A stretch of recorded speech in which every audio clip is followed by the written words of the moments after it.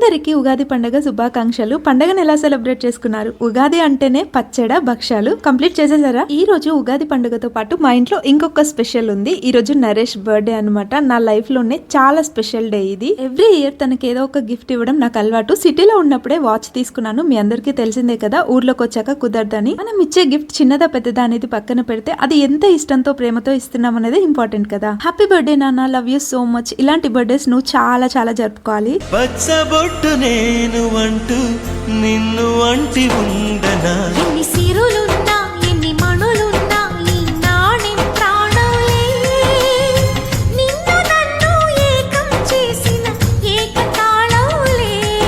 ఎన్ని నిధులున్నా ఎన్ని సుధలున్నా సుమగంధం నువ్వేలే, అందుతున్న చందమామవు నాకు నువ్వేలే.